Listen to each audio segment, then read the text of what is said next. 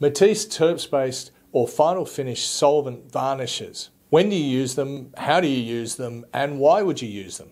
I'll talk about all of the varnishes together before I break them down because they're all very similar. And what I mean by that is the gloss, the satin, and the matte, and even the UV varnish are all based on the same acrylic dissolved in a solvent, being mineral turps.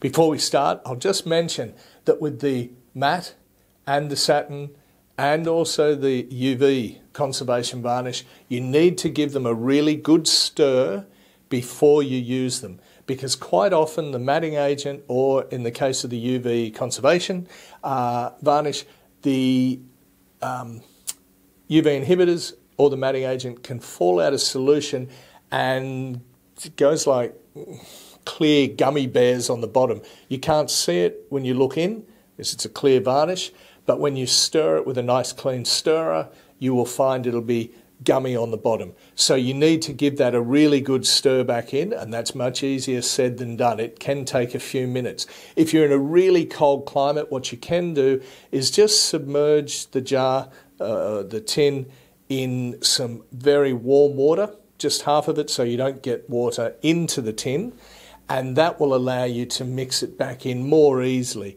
Don't apply direct heat or you might burn the varnish. So why would you use a turps-based varnish? When we're painting with acrylics, it's all water-based, and you can finish off with a water-based varnish like our polymer gloss, and that comes in a satin and a matte as well. But the water-based varnishes still leave tiny, tiny little capillary holes where the water comes out. Those little capillary holes can let water back in, and also grime and stuff catch in them more easily than the solvent-based varnishes. When the solvent-based varnishes dry, because the acrylic is a slightly different acrylic to the water-based varnishes, the solvent evaporates out and it doesn't leave any holes at all. It's completely impervious.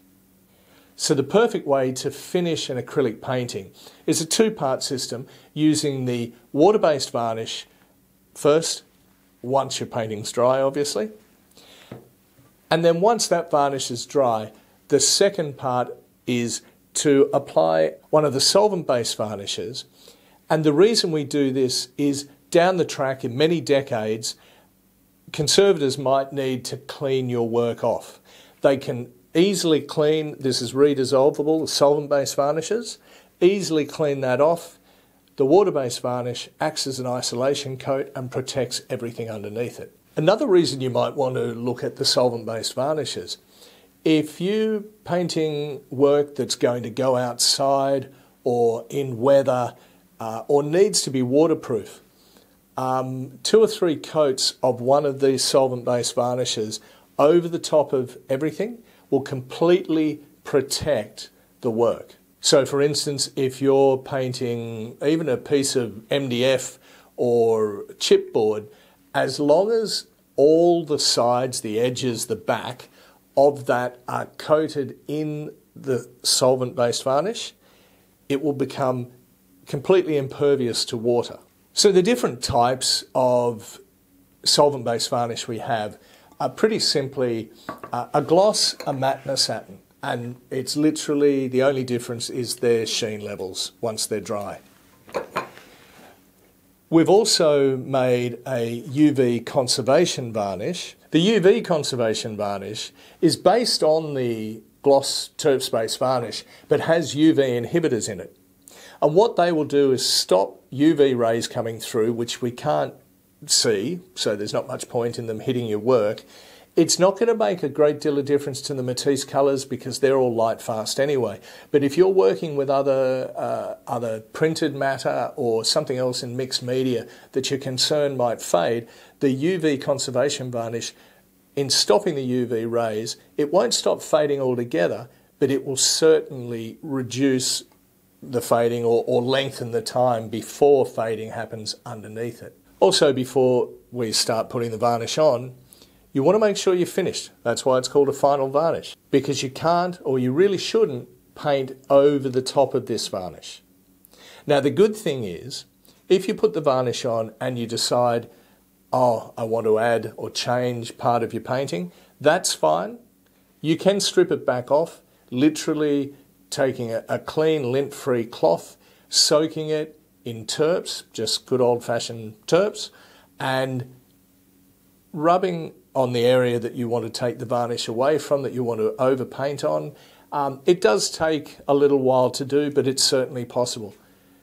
Hopefully you've got the water-based varnish underneath, but even so, the turps won't affect acrylic paint. The same with the oil paints, but you have to be just a little bit more careful because you may pick up some of the oil paint.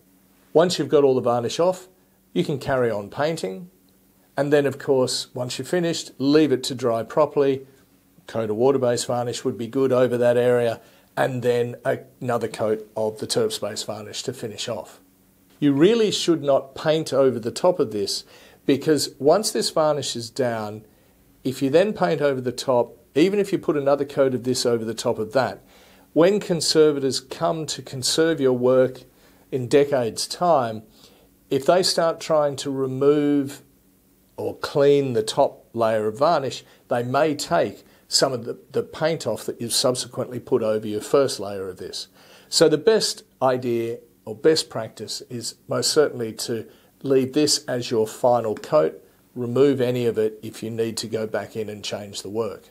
And if you're at all unsure whether you've finished a work or not, just use the water-based varnish as your final varnish until you're absolutely sure, and then you can put the turps-based varnish over the top. So you've waited long enough to make sure that the paint underneath that you're about to apply this to, or the varnish, is absolutely dry and cured. For acrylics, that could be a week or two. For oils, definitely at least about 6 months. So now it's time to apply our varnish. We're all ready to go.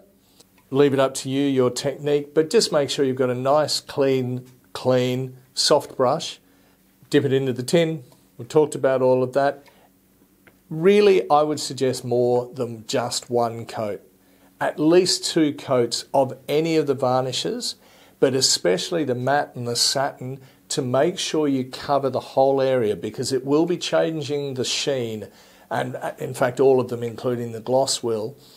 But especially with the matte and the satin, you need to make sure you get the critical level of matting agent down, or it won't be even across the whole work. So I would bank on 2, maybe even 3 coats. They don't have to be thick. You want to have them quite thin, but 2 or 3 coats at least to make sure you give that really good finish. And if you're looking at the work going outside, where you want it to be waterproof, you definitely want 2 or 3 coats on there to make sure you've covered every single bit, because even the tiniest area that you've missed will allow water to get in. So time between coats. Leave at least 24 hours between coats to let it dry. The solvent-based varnish is not quite as reliant on the temperature and humidity as the water-based varnishes, but still at least 24 hours is a good idea, and longer if you can leave it that long. Solvent-based varnishes contain mineral turpentine, and that's the same product you need, mineral turps, to clean out your brushes. You can just get that from a hardware store. When cleaning your brushes, when varnishing your pictures, make sure you are in a well-ventilated area, preferably wearing a mask. You do not want to be breathing this solvent in. Once the solvent has dried off the picture, it's just left with acrylic, so there's no toxicity issues. But just keep in mind that it is a solvent. All the other things we normally work with acrylics are quite safe. So in summary, the solvent-based varnishes will protect your work, especially outside. Your brushes need to be washed up in turps, and you need to work in a well-ventilated area. You can use them over oils and acrylics, and the conservation varnish will help stop fading on your mixed media works. So that's turps-based varnishes. Don't forget to subscribe.